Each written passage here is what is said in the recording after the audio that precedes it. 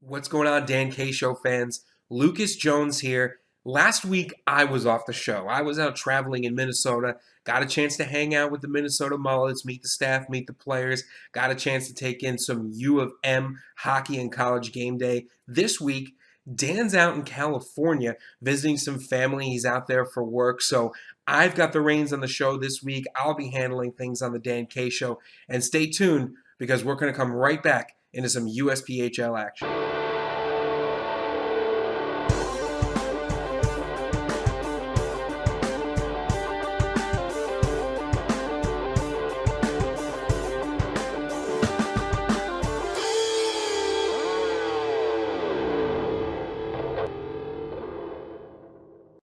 We're about to get into the show, but first things first, we've got to handle the Lucas J's 3 things of the week.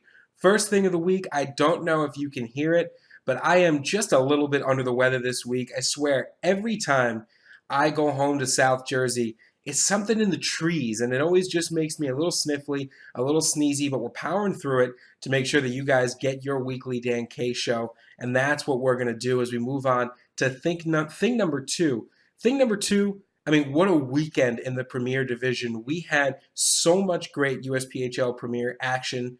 We had teams who we put in our top 10 who struggled a little bit, who didn't have the weekends that they would have liked, especially after a Power Rankings episode. Then we had teams like the Metro Jets and the Metro Jets Development Program who had big weekends. They're going to try to create some momentum. You can read all about that on USPHL.com. They have an article up on the front page. Speaking of articles, if you haven't gone to dankshow.com yet, you are missing out on some great additional USPHL content. Not only do we have the contact form where you can let us know where you'd like us to be next, not only do we have the Dan K Show store that you can click on, you'll be redirected. You can buy Dan K Show merch there, but we also have our news section. And the news section gives you everything you need to know about the USPHL. You've got your players of the week. You've got your must-see matchup of the week. You've got a bunch of other stuff going on and many more things to come under that section. So head to dankshow.com and catch up on what's been going on over there. But let's head in to the Dan K Show main event right now. Let's start talking about the 15U, 16U, 18U divisions. You know, every week after the Power Rankings, we try to dive into the rest of the league to let you know what's been going on with the rest of these teams. Let's start now in the 15U, where the Palmyra Black Knights still in first place. But if you go to the 15U standings page, you'll see something interesting. You'll see some of these 15U teams that are behind Palmyra haven't quite had the same number of games. So you talk about a situation like this, you have to look at the relative strengths of these different teams. Now, the top 5 teams in that division, Palmyra, Philadelphia Hockey Club, Islanders Hockey Club, Northern Cyclones, Utica Comets. They've all got at least 8 wins in their last 10 games. So to me, that tells the story of a division where the top 5 are hot right now. They've got all their things working right. They're rolling through. This is going to get real fun as we continue to move through this 15U division. I like what Palmyra's been doing offensively, but most of all in net. They've got 2 goaltenders in net, which even if you can get past the rest of the defense, it doesn't matter because now you have to deal with Eric West and Braden Scotch. These 2 goaltenders have sub 1.5 goals against averages. And so even if you can try to beat Palmyra, if you can beat their forwards, if you can beat their defensemen, you still have to get past these 2. And what do we always say on the Dan K Show? If you have 2 goaltenders who you trust, it makes your team that much better. But look out for the Islanders Hockey Club and the Philadelphia Hockey Club to try to climb that ladder a little bit. Both of these defenses have been just as good, as well as the offense for Utica Comets. But even you look down at Utica with 67 goals in 11 games, and now you're starting to see a situation where you have a team scoring 6.5 goals a game. And that's a really impressive stat on its own, but they've only given up 21 goals in 11 games. That's going to be a tough nut to crack as well. Let's move over now to the 16U division, where we've got some interesting things shaping up there as well. Philadelphia Hockey Club, Islanders Hockey Club, Jersey Hitmen, your top 3 teams in the National Division. American North, South Shore Kings, Northern Cyclones, Springfield Picks, your top 3.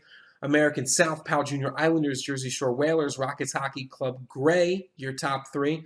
And then your affiliates, South Florida Academy, Carolina Hurricanes, and Somang Hockey, all down there in the top 3 spots. But again, you want to talk about the things that are really interesting to dive into. In the American North and the American South, you've got your top teams who have been fairly consistent. You've got guys with 7, 8, 9 wins in their last 10 games.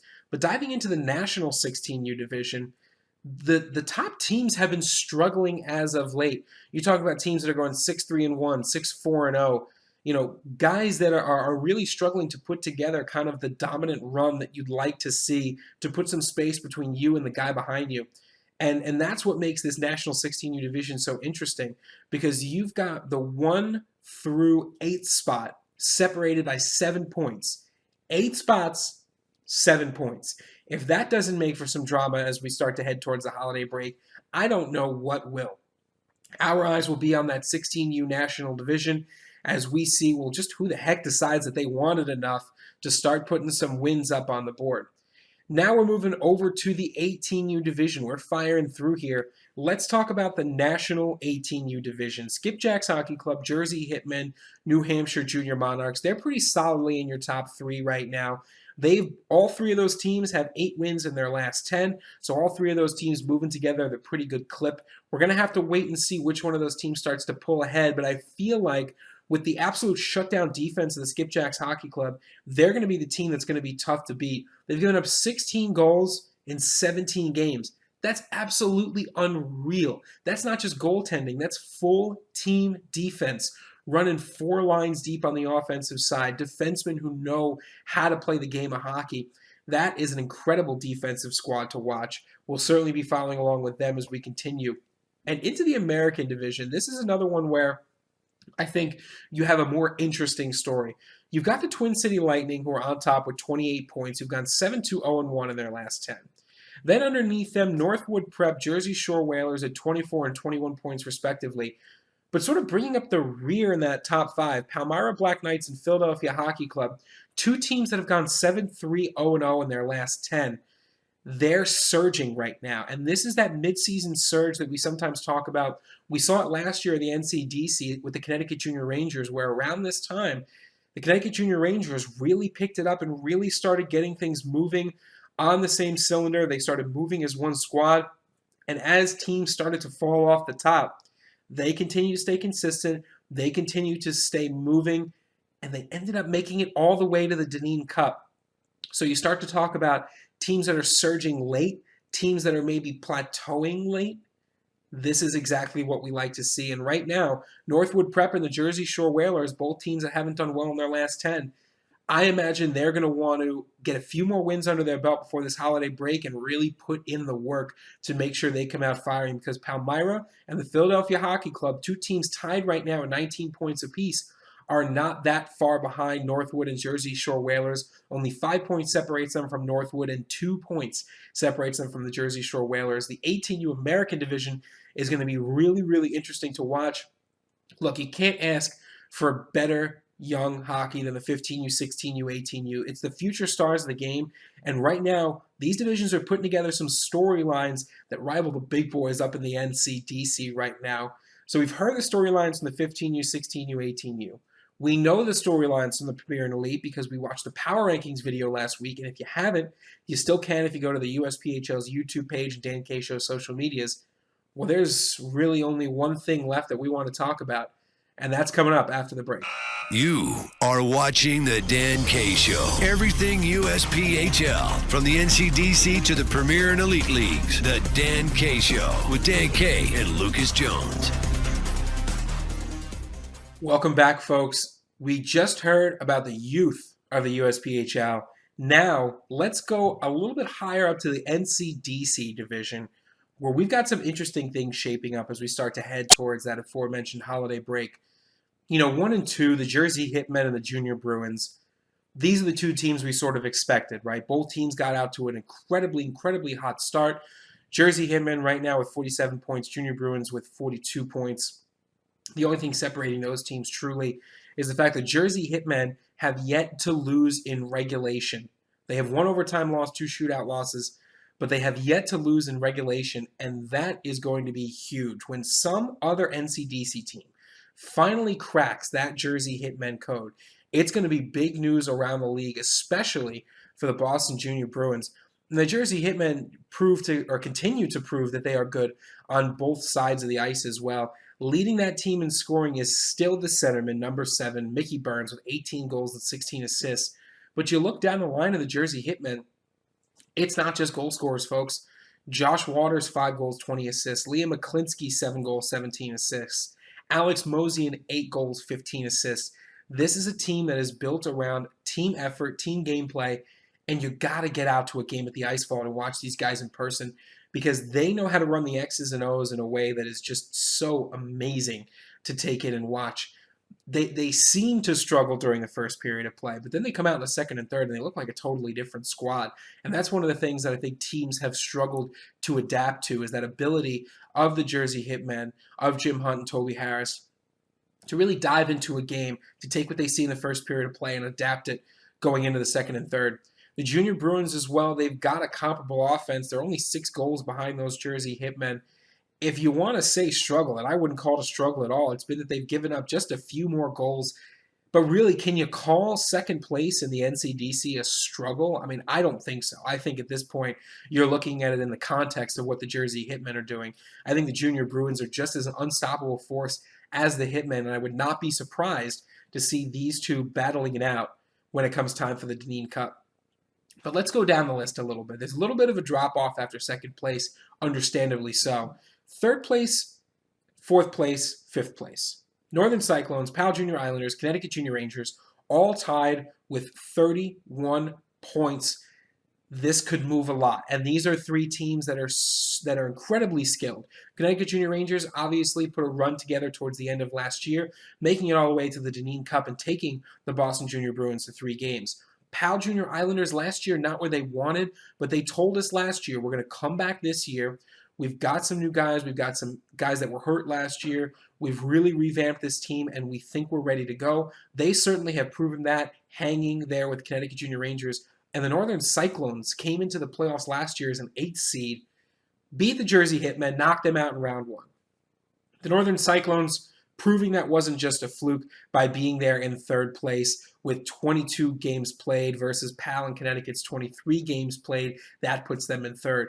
Then you move down. You see the Twin City Thunder at 27 points, 13-8-1. New Hampshire Junior Monarchs at 24, tied with the Islanders Hockey Club at 24 points.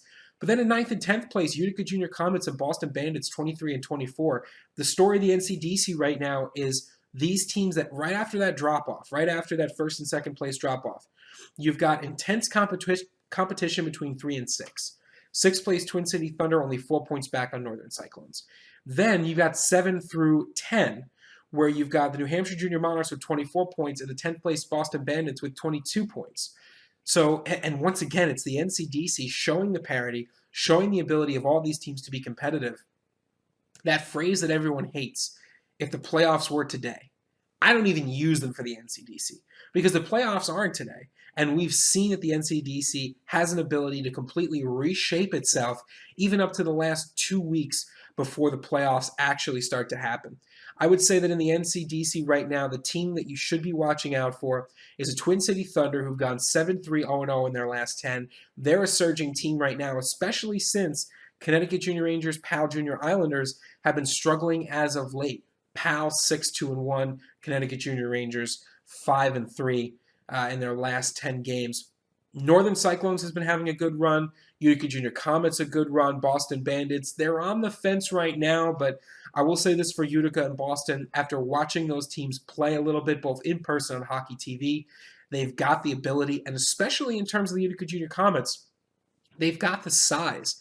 They've got an ability to match up really well with other teams that are as big or as fast. They're really a team that can sort of do it all. And not only can they do it all on the ice, but right now, the Utica Junior Comets in a very close second place in the Dan K Show's Holiday Follow Challenge. Right now, you're looking at some of these Utica Junior Comets players. Their points leader is Donnie Borgula. In 24 games, 7 goals, 9 assists, 16 points, doing it on the power play as well.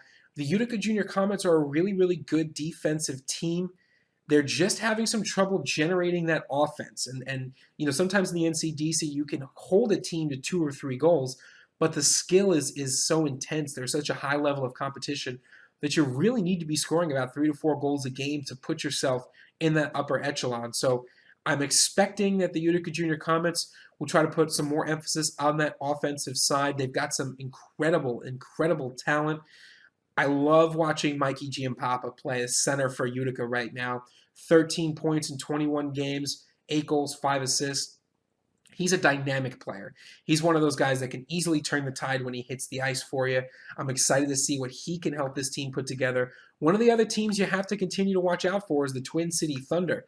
You might think to yourself that a team that is coming into the NCDC in their first season might not be in the best position to succeed. But tell that to the New Hampshire Junior Monarchs last year, who came out of the gates firing, and tell that to the Twin City Thunder this season, whose NCDC team has been nothing short of incredible as they fight and claw their way up to that 5-4 third position. They're led by guys like Christian Blomqvist, Andrew Kurapov, Adam Svensson. These are all guys that are either scoring, in the case of Christian Blomqvist, 10 goals, 9 assists, or Andrew Kurapov and Adam Svensson. Svensson is 1 goal, 11 assists. Kurapov, your points leader for the Twin City Thunder, 7 goals and 17 assists. It's one of those things that you get into the stats a little bit, and it tells the story, right? It tells the story of an entire team. It really takes a village to move some of these teams up in the standings. And don't sleep on the goaltending either. Alexander Kozik is an absolute force of nature in net. 2.27 goals against average, 7 wins, 2 losses so far on the season. .922 save percentage. The NCDC, that's where it's at. You've got these affiliates that send players up. We saw a couple of players from the Metro Jets get sent up. You're seeing players from all around the league go and move up from these Premier and Elite squads up to their NCDC affiliates. That's what it's all about, folks. You play competitive hockey in the Elite and Premier Division, the 15U, 16U, 18U, but you've always got that NCDC level that you're aspiring to get to. That is where these guys are moving towards. That's where some players have moved towards already, and I can guarantee you there might be a few hundred more players that think that they can make a difference, and I wouldn't be surprised that if they get their shot, they will make a difference at that NCDC division. That's your NCDC roundup, folks. You can head over to USPHL.com to check out news articles, to check out the standings, to check out the upcoming schedules. But for now, let's head towards the empty net. Welcome to the empty net.